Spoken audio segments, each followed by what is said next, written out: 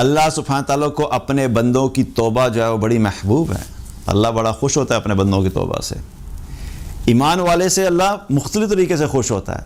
جو اللہ کا اطاعت گزار ہے اس سے اللہ مختلف طریقے سے خوش ہوتا ہے. جو اللہ کی عبادت کرنے والا ہے, اللہ کی بندگی کرنے والا ہے, اللہ کا تعلق اور اللہ کا ریلیشن شپ اس بندے کے ساتھ ایک ڈیفرنٹ لیول کا ہے.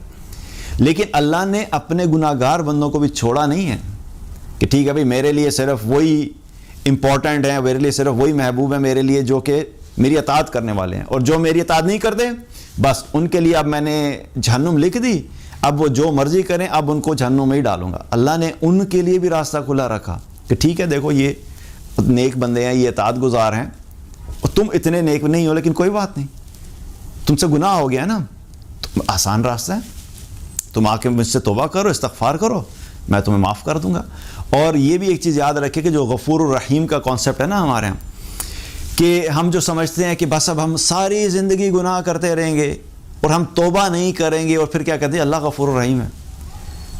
ناچ گانا چل رہا ہے, جسم کی نمائش چل رہی ہے, بے حیائی میں زندگی گزر رہی ہے, اور کوئی ارادہ نہیں ہے اس گناہ سے نکلنے کا, لیکن اس گناہ میں رہتے ہوئے دل میں احساس بھی نہیں ہے کہ میں اللہ کی نافرمانی کر رہا ہوں یا کر رہی ہوں, اور اس احساس نہ ہونے کے ساتھ ساتھ اس گناہ پہ قائم ہے, اور پھر اپنے آپ کو جسٹیفیکیشن دیے جا رہے ہیں جی اللہ غفور الرحیم ہے, اللہ غفور الرحیم ہے. اس آیت میں بھی کیا پتہ لگ رہا ہے کہ جب اللہ نے آخر میں کہا کہ یجد اللہ غفور الرحیم, کہ اللہ کو غفور الرحیم پائیں گے, لیکن اس سے پہلے ایک شرط رکھی. کس صورت میں اللہ کو غفور الرحیم پائیں گے؟ کہ جب اللہ کے سامنے استغفار کریں گے تو تب یہ اللہ کو غفور الرحیم پائیں گے. یہ بڑی مسکنسیپشن ہے ہماری سوسائٹی کے اندر کہ میں گناہ کرتا رہوں گا اور میں گناہ چھوڑوں گا نہیں, لیکن اس کے باوجود اللہ غفور الرحیم ہے. ایک ہے اللہ کی عمومی رحمت. عمومی رحمت کیا ہے کہ اللہ سبحانہ تعالیٰ گناہوں کے باوجود, شرک کے باوجود, حالانکہ شرک کو اللہ نے ظلم کیا تھا, ظلم عظیم, اس کے باوجود شرک کرنے والے کے لیے بھی اللہ اس دنیا میں اس انسان کی زندگی گزارنے کے لیے جو ضروریات زندگی ہیں اللہ ان کو نہیں روکتا. یہ اللہ کی عمومی رحمت ہے. مشرک بھی کھانا کھا رہا ہے, فاسق بھی کھانا کھا رہا ہے, منافق بھی کھانا کھا رہا ہے, ملحد بھی کھانا کھا رہا ہے, جو ایتھیزم میں چلا گیا ایتھیسٹ ہے وہ بھی کھانا کھا رہا ہے, جو موحد ہے وہ بھی کھانا کھا رہا ہے, تو جو اللہ کے فرما بردار ہے وہ بھی کھا رہے ہیں, جو ایمان والا ہے وہ بھی کھانا کھا رہا ہے, جو متقی ہے وہ بھی کھانا کھا رہا ہے. تو انسان کے اعتبار سے اللہ نے اپنی رحمت سب کے لیے کھلی رکھی ہے کہ اللہ سبحانہ تعالیٰ انسان کے اعمال کی بنیاد کے اوپر اس کی ضروریات زندگی کا فیصلہ نہیں ہو رہا. ضروریات زندگی سب کو مل رہی ہیں, لیکن جو آخرت میں کامیابی اور ناکامی ہے اس کے لیے لازمی شرط کیا ہے, یا اللہ کی مغفرت کی جب ہم بات کرتے ہیں کہ اللہ غفور الرحیم ہے, مغفرت کے ساتھ جب رحمت کا تعلق ہے تو وہ اس وقت جو ہے وہ اس کا تعلق اس وقت اللہ غفور الرحیم ہوتا ہے جب توبہ کی جائے. اس کا کنیکشن توبہ کے ساتھ اللہ نے جوڑا ہوا ہے. قل یا عبادی الذین اسرفوا علی انفسہم لا تقنطوا من رحمت اللہ ان اللہ یغفر الذنوب جميعا انہ هو الغفور الرحیم. یہاں پہ بھی کیا ہے کہ اللہ تمہارے سارے گناہوں کو معاف کر دے گا, بے شک وہ بڑا معاف کرنے والا اور رحم کرنے والا ہے. لیکن اگلی آیت میں کیا فرمایا, وَأَنِيبُوا إِلَىٰ رَبِّكُمْ وَأَسْلِمُوا لَهُ. یہ اللہ کی مغفرت اور رحمت جو تم اپنے لیے لکھے ہوئے بیٹھے ہو نا, اس کے ساتھ جو ایک کنیکٹنگ چیز ہے وہ توبہ ہے. انابت اختیار کرو, اللہ کی طرف آؤ, اللہ کے سامنے توبہ کرو, استغفار کرو, اپنے گناہوں کو چھوڑو.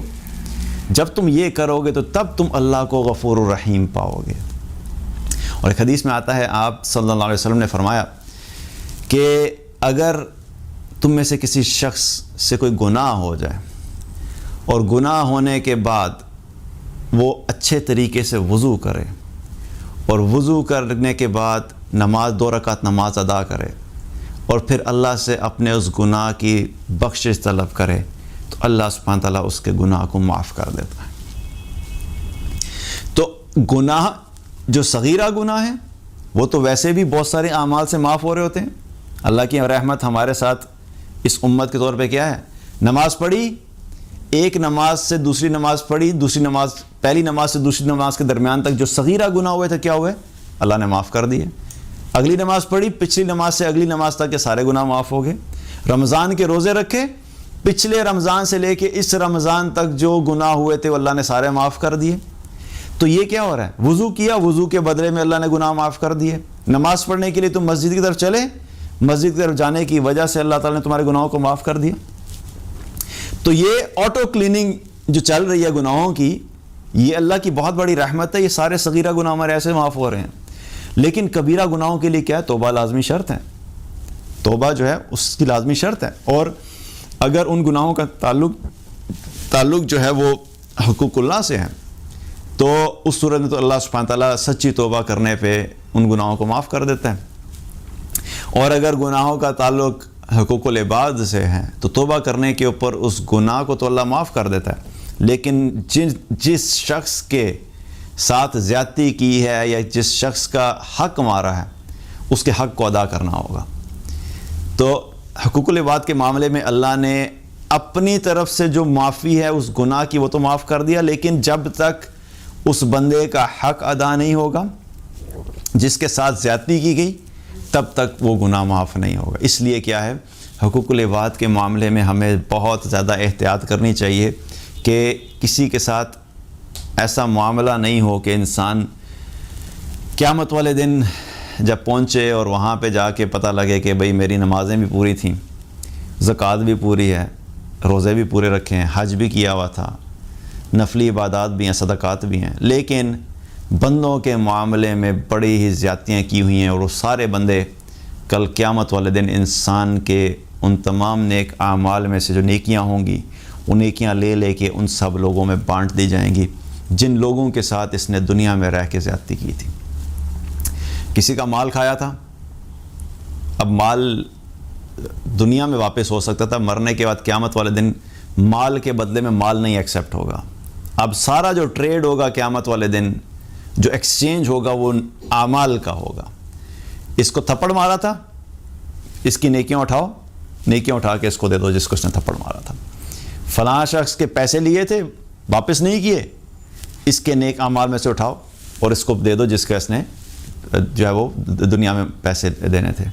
اب دنیا میں رہتے ہوئے ہمیں اپنے نامہ اعمال کو خاص طور پہ حقوق العباد کے معاملے میں کلیئر رکھنا چاہیے، اور کیونکہ یہ پھر موت کے بعد ہماری نیکیوں سے یہ ساری چیزیں جو ہے وہ قیامت والے دن جو ہے سجائیں گی۔